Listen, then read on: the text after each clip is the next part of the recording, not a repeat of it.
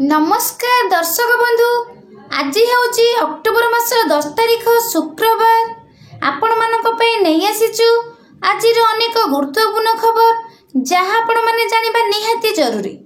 Video T गोटे like करने सह अन्य मानक सह शेयर करंतु एवं आम चैनल ऑलिव न्यूज को सब्सक्राइब करंतु। आज प्रथम खबर, आज भी भिजिब भुवनेश्वर, 3 दिन पर्यंत ओदा हेब ओडिशा। गतकाली राजधानी भुवनेश्वर रे प्रबल वर्षा होइथिबा बेले आज मध्य वर्षिबार संभावना रही। भुवनेश्वर पाई रेड अलर्ट जारी करिछि पाणीपाग विभाग। आज सकाल 8:30 जाए 24 जिला को येलो वार्निंग जारी करा जाइछि। मालकानगिरी, कोरापुट, खोर्धा, पुरी, कटक, केन्द्रापड़ा पाई येलो वार्निंग जारी करा जाइछि। अक्टोबर 10 तारिख पाई सारा ओडिशार सबु जिला पाई येलो वार्निंग जारी करा जाइछि। सेपटे दक्षिण बांग्लादेश और पाखापाखी अंचल रे एक घूर्णिबलय सृष्टि होइछि।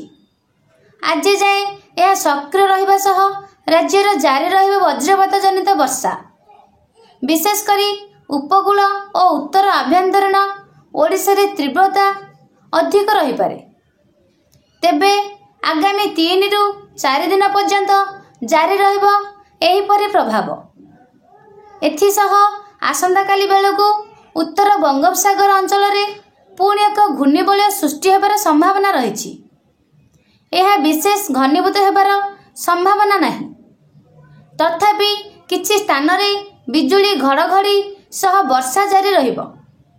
ओडिशारू मौसुमी विदाय नेबार समय 15 तारिख होइथिबा बेले आगामी 5 दिन रे मौसुमी विदाय नेबा पई पाग अनुकूल नथिबा आंचलिक पाणीपाग विभाग कहिछि। परवर्ती खबर, मुख्यमंत्री का बड़ घोषणा, स्कॉलरशिप रे छात्र और छात्री को मिलिबो एते टंगा। मुख्यमंत्री मोहन चरण माझी बुधवार बड़ घोषणा करछंती। प्रीमेट्रिक स्कॉलरशिप रे एणिकी पिलांको 16,000 टंका मिलिबो।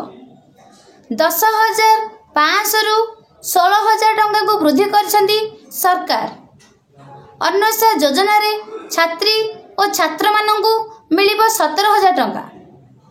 सेहीपरि पोस्ट मैट्रिक स्कॉलरशिप छात्र मानंकु 16,000 टंका एवं पोस्ट मैट्रिक स्कॉलरशिप रे छात्री मानंकु 17,000 टंका मिलिबो। परवर्ती खबर, तुहा को तुहा वर्षा रे बेहेला ओडिशा। 7टी जिला को रेड अलर्ट जारी कला आईएमडी।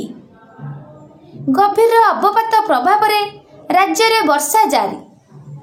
गोपालपुर निकट रे ओडिशा उपकूल अतिक्रम कला गभीर अवपात। यह उत्तर और उत्तर पश्चिम दिगरे दक्षिण ओडिशा दे आग को गति करिवार संभावना रही।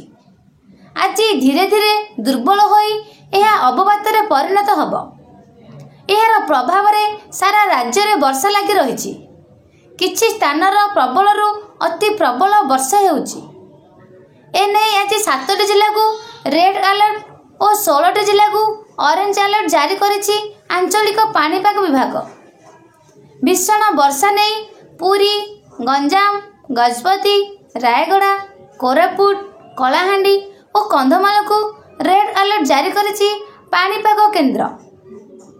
बिजुली घड़घड़ी सह वर्षा को नहीं मयूरभंज, बालेश्वर, भद्रक, केन्द्रापड़ा, जगतसिंहपुर, जाजपुर, कटक, खोर्धा, नयागढ़, ढेंकानाल और अनुगुल, बौद्ध, सोनपुर, बलांगीर, नवरंगपुर और मालकानगिरी जिला को ऑरेंज अलर्ट जारी करा जाइछि।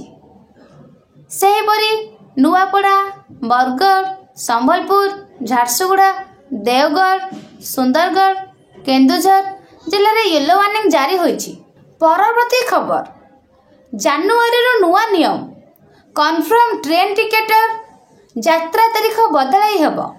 रेल यात्री मानक एक बड़ समस्या खूब शीघ्र समाधान होगा जाउछि। सुरक्षित कन्फर्म टिकेट यात्रा तारीख को बदलाइबार सुविधा मिलिबो। यात्री माने ऑनलाइन रे बिना मूल्य रे तारीख बदलाई पारिबे। आसंता जनवरी ठारू एने नुआ नियम लागू करने उपरे ଭାରତୀୟ ରେଳ ବିଚାର କରୁଛି। ସମ୍ପ୍ରତି କନଫର୍ମ ହୋଇଥିବା ଟିକେଟ୍ରୁ ବାତିଲ କଲେ ଶୁଳ୍କ ଗଣିବାକୁ ପଡ଼ୁଛି। କିନ୍ତୁ ନୂଆ ବ୍ୟବସ୍ଥାରେ ଯାତ୍ରୀମାନେ ଆଉ ଏକ ଟ୍ରେନ୍ ଟିକେଟ୍ ବୁକିଂ କରିପାରିବେ। ତେବେ ସେଥିପାଇଁ କେବଳ ଟିକେଟ୍ ଦରରେ ଥିବା ଅନ୍ତର ରାଶି ସେମାନଙ୍କୁ ଦେବାକୁ ହେବ। ଥରେ ଟ୍ରେନ୍ ଟିକେଟ୍ କନଫର୍ମ ହୋଇଗଲେ ସେଥିରେ ପରିବର୍ତ୍ତନ କରିବା କଷ୍ଟକର। କୌଣସି କାରଣ ପାଇଁ ଯଦି ସେହି ତାରିଖରେ ଯାତ୍ରା ସମ୍ଭବ ହେଉନାହିଁ, ତେବେ ଯାତ୍ରୀମାନେ ଟିକେଟ୍ରେ ଯାତ୍ରା ତାରିଖ ବଦଳାଇ ପାରିବେ। ପୁରୁଣା ବ୍ୟବସ୍ଥାରେ ଟିକେଟ୍ ବାତିଲ କଲେ ଟିକେଟ୍ ଦାମ 25% କିମ୍ବା ଅଧିକ ଟଙ୍କା ହରାଇବାକୁ ପଡ଼ୁଛି।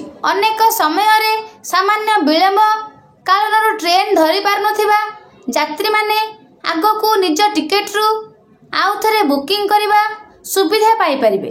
ଫଳରେ ବାତିଲ ଫି ବାବଦରେ ସେମାନଙ୍କୁ ଆଉ ଟଙ୍କା ହରାଇବାକୁ ପଡ଼ିବ ନାହିଁ।